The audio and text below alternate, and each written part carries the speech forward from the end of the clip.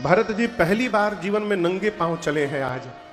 तीर्थराज प्रयाग पहुंचते पहुंचते पांव में छाले निकल गए। दोनों पांव भरत जी के छालों से भर गए हैं।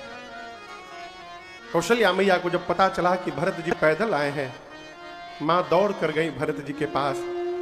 पांव देखा मां ने, हाथ में पांव लेकर और अपनी आंचल से सहलाने लगी मैया। मां बोली, भरत बहुत पीड़ा हो रही है ना। भरत जी मुस्कुराए, कहे मां, पांव पर जो छाले निकले हैं वो तो आप देख रही हैं, लेकिन मां जो छाले मेरे हृदय पर निकले हैं ना, वो मेरे रघुनाथ जी को छोड़कर किसी को दिखाई नहीं देने वाला है। मां, यहां के छाले तो केवल मेरे भैया देख पाएंगे। और एक बात बताऊं, इस छाले की जो पीड़ा है, उस पीड़ा के आगे इस पांव के छाले का कोई मोल नहीं है। मां, उसी स्थिति में भरत जी खबर लिए, जाकर सबका हाल चाल लिए। पता चला कि सब लोग वाहन पर आए थे तो 2-3 घंटा पहले ही पहुंच गए थे भरत जी से, और सब लोग आकर त्रिवेणी जी में स्नान कर चुके थे। खबर लीन ही क्या, सब लोग नहाए। गुरुदेव ने कहा, भरत जी सब लोग स्नान कर लिए हैं, अब चलिए आप भी स्नान करिए त्रिवेणी जी में। गुरु जी पकड़ के भरत जी को ले गए त्रिवेणी संगम पर स्नान कराने के लिए प्रयाग में। अच्छा आप बताइए, अयोध्या में मंथरा की मति किसने पलटा था? जोर से बोलिए। सरस्वती जी ने। गुरु जी ने कहा, भरत जी जाइए स्नान करिए। भरत जी किनारे खड़े हैं, जा नहीं रहे भीतर पानी में। गुरु जी ने कई बार कहा, भरत जी भीतर जाइए। भरत जी जा नहीं रहे थे। गुरुदेव ने पूछा, जा क्यों नहीं रहे हो? भरत जी बोले, गुरुदेव त्रिवेणी है, यहां गंगा और यमुना के बीच में सरस्वती भी बैठी है। यही वही सरस्वती है जो आई मंथरा की मति पलट दी। मंथरा राम विरोधी बन गई। मुझे भय लग रहा है गुरुदेव, कई का ही ना बेटा हूं मैं, कहीं मैं नहाने जाऊं आज और सरस्वती ने आज मेरी मति को भी पलट दिया तो मैं अपने भैया का विरोधी बन जाऊंगा। गुरुदेव मैं इस डर के मारे नहीं जा रहा। सरस्वती जी को लेकर संशय था भरत जी को। गुरुदेव हाथ पकड़ करके ले गए भीतर, ले जाकर स्नान करवाया है। स्नान करने के बाद भरत जी ने कुछ दान पुण्य किया और उसके बाद गुरुदेव से कहा कि गुरुदेव मैं थोड़ा एकांत चाहता हूं, आज्ञा हो तो दूर चला जाऊं। आज्ञा लेकर भरत जी एकांत में गए।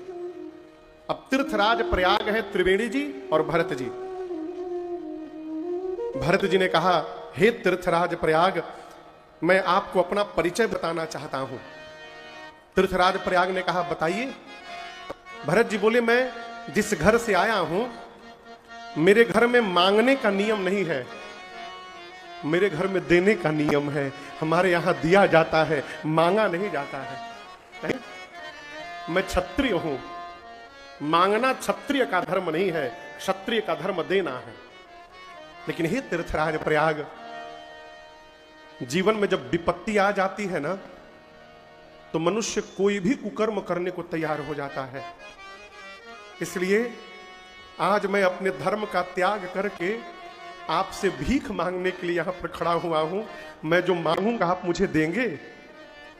प्रयाग ने कहा, भरत जी शायद आपको पता नहीं है, मेरे भंडार में 4 पदार्थ भरे हुए हैं। मेरे कोष में धर्म भी है, अर्थ भी है, काम भी और मोक्ष भी है। आप जो भी मांगिएगा इन्हीं चारों में से मांगिएगा। मांगिए, जो मांगिएगा दूंगा आपको। मांगिए, क्या चाहिए? संकोच त्याग करके मांगिए भरत जी। भरत जी बोले, क्या बोले? धर्म अर्थ काम मोक्ष है आपके पास, तो पहले आप ये सुनिए मुझे क्या नहीं चाहिए। मैं अर्थ मांगने के लिए नहीं आया हूं। कैकेयी ने मेरे लिए अर्थ मांगा, अब मेरे घर में अनर्थ हो गया। इसी अर्थ ने मेरे घर में अनर्थ किया है। अर्थ लेने नहीं आया हूं। और धर्म बचाते बचाते पिताजी देवलोक चले गए, बड़े भैया मेरे वन में आकर के बैठ गए। मेरे जीवन का एकमात्र धर्म है क्या? अंतिम श्वास तक अपने भैया की आज्ञा का पालन करते रहना है। इसके अलावा मैं दूसरा कोई धर्म नहीं जानता। मुझे धर्म नहीं चाहिए। काम राम जिसको अपना बना ले उसकी कोई कामना बची रहेगी? कामना भी कोई नहीं है मेरे पास। रही बात मोक्ष की, तो हे तीर्थराज प्रयाग, सगुण भगवान की उपासना करने वाला कभी मोक्ष की कल्पना भी नहीं करता है। इसलिए मुझे न अर्थ चाहिए, न धर्म चाहिए, न कोई कामना है, न मोक्ष लेने आया हूं। भरत जी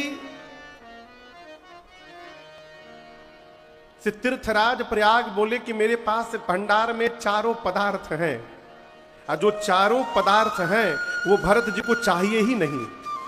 अब तीर्थराज प्रयाग सोच में पड़ गए कि अब जो भरत जी मांगेंगे मैं दूंगा कहां से, मेरे पास तो है ही नहीं। वो पूछा आपको चाहिए क्या? भरत जी बोले एक ही वरदान चाहिए, जब जब मैं धरती पर अवता जन्म लूं, जब जब जन्म लूं, एक आशीर्वाद दीजिए, मेरे भैया राम के चरणों में मेरा प्रेम दिन रात बढ़ता जाए, इसके अलावा मुझे और कुछ नहीं चाहिए, कुछ नहीं चाहिए। जन्म जन्म रति राम पद,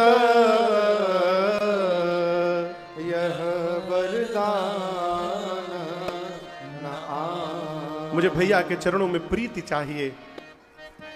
और आगे की बात और अच्छी है, भरत जी कहते हैं मैं उनको प्रेम करूं।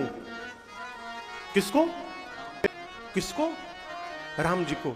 मैं उनको प्रेम करूं, लेकिन उनको ना पता चले कि मैं प्रेम करता हूं। कितनी अटपटी बात है ना हो।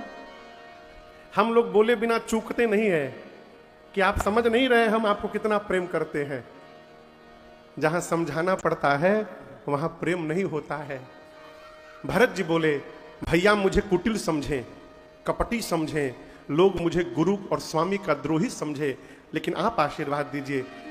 भरत जी वरदान मांगे। क्या मांगे? जो हम और आप नित्य गाते हैं, सीताराम शरण रति मोरे, अनुदिन बढ़ाओ अनुग्रह। भरत जी की बात सुनकर त्रिवेणी जी के माझ से आवाज आई। त्रिवेणी जी के कहां से? माझ मने बीच से। तो त्रिवेणी जी के बीच में कौन है? सरस्वती जी, गंगा जमुना के बीच में।